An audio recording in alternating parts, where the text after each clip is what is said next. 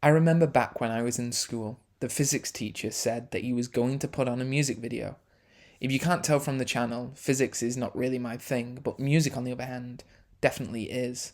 So when he said he was going to play a music video, my ears perked up. He proceeded to play the music video, This Too Shall Pass, by the band OK Go, and I was mesmerised. From a massive Rube Goldberg machine to a video shot in zero gravity, nobody does music videos quite like the band OK Go. OK Go is probably one of the only bands in the world where you can say, oh, you have probably seen their music video, rather than, oh, you have probably heard their song. But that doesn't mean that their songs alone haven't found success, because they have. By 2006, the way that music was being discovered by general audiences was changing. 2006 was before the likes of Spotify, and MTV was now firmly leaning into reality TV and leaning away from the namesake of, well, music videos. This left YouTube as where the majority of new music videos would now be being found, a change that I document in the video What Happened to Vivo that I will link below.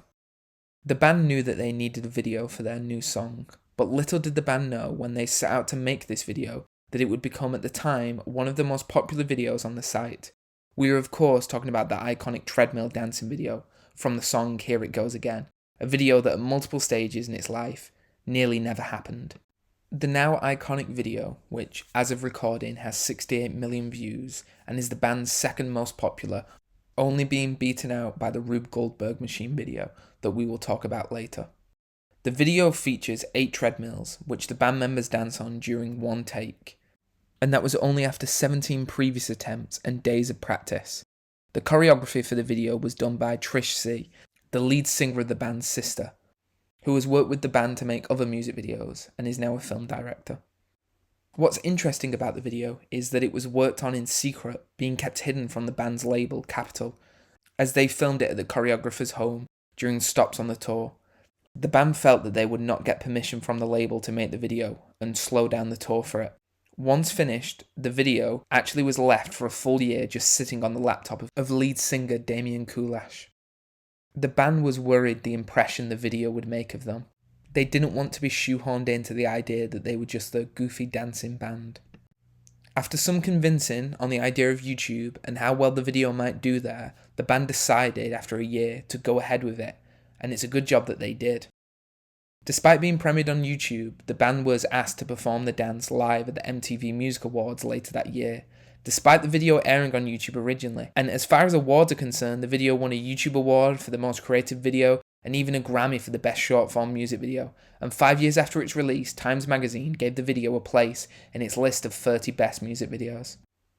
This was not the band's first popular music video. That would go to the track A Million Ways. Just like the last video we talked about, the choreography was also done by Damian's sister, and this time, filmed in her back garden. Now, I get it, a music video filmed in a back garden of the lead singer's sister's house may seem a million miles away from shooting a video in zero gravity, but trust me, that time will come. This video, however, did really well. Almost a year later, the video had 9 million downloads, making it the most downloaded video of all time at the time. The band even went on a bit of a tour doing the dance, performing on shows like Soccer AM in the UK. Not bad for a video shot in a backyard. One interesting thing about this video is that the lip syncing is not done by the lead singer, instead it's done by Tim Norwind, the band's bassist, a trend that the band keeps up on some of their other videos, like the previously mentioned Here It Goes Again. It was just tradition. The dance routines that close their live shows originated with their first record, Cinnamon Lips, which Norwind actually did sing. When Oh No was released in 2005, they chose Million Ways as their new final. Even though he didn't sing that one, he just kept playing the part. We sort of enjoyed the confusion. Now, the video that I talked about at the start, Here It Goes Again, wasn't actually the first video that was done for that song.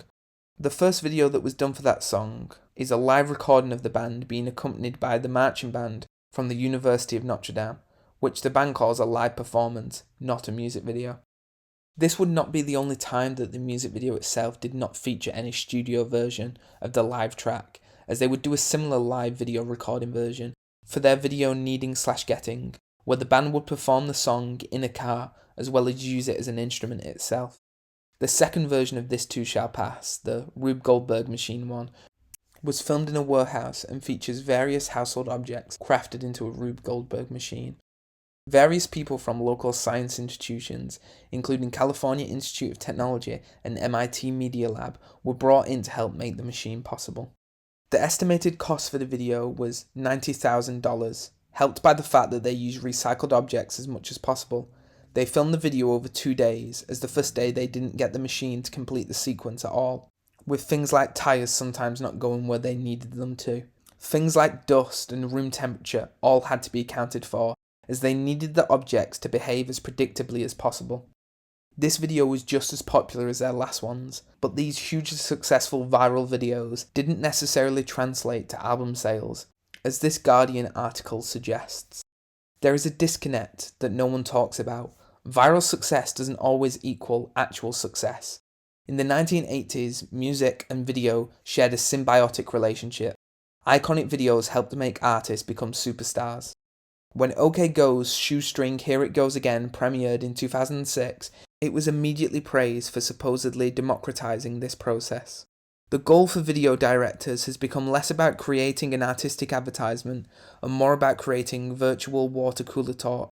OK Go's This Too Shall Pass is a perfect example. It's endlessly watchable, but might be just as viral if it contained no sound at all.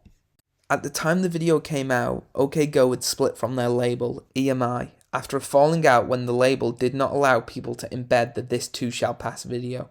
That same article goes on to say that EMI might not know what is best for a band in this new internet age, and well, on their own, OK Go have continued this success, using YouTube and well thought out music videos for their own success. This popularity that the band has found has led to quite large sponsorship deals to help fund their impressive music videos, which you can only imagine a lot of money is needed when each video must be better than the last. State Farm has had their name on the previously mentioned music video, and the car video I talked about before was a deal with Chevrolet, which ultimately played at the Super Bowl.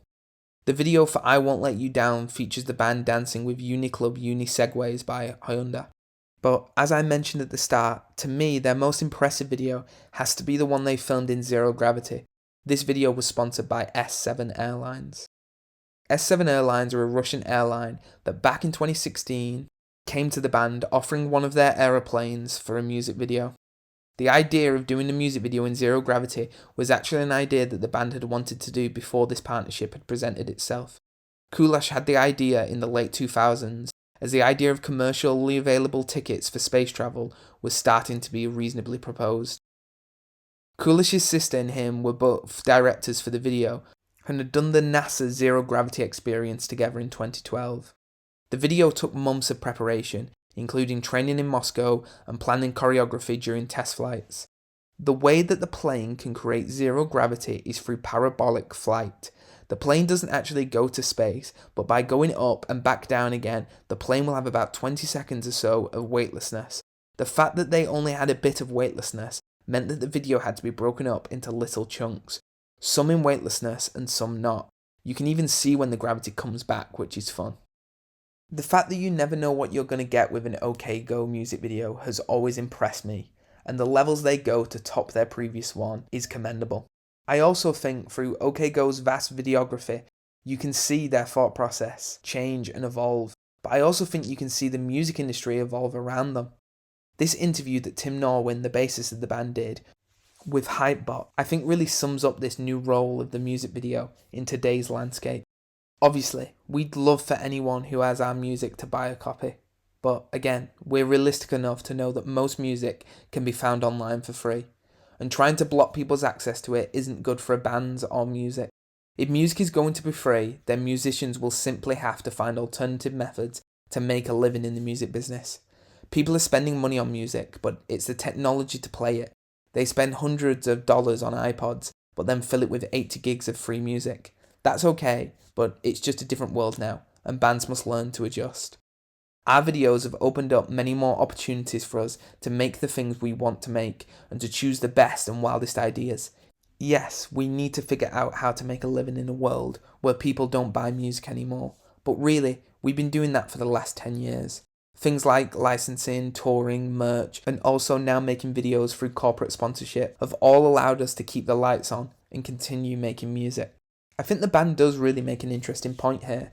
And hey, someone has to make interesting and creative music videos, and I don't see why that can't be OK Go. Thanks for watching. If you like this one, I also have another video that goes over the history of music videos in general, as well as the rise and fall of music video empire Vivo.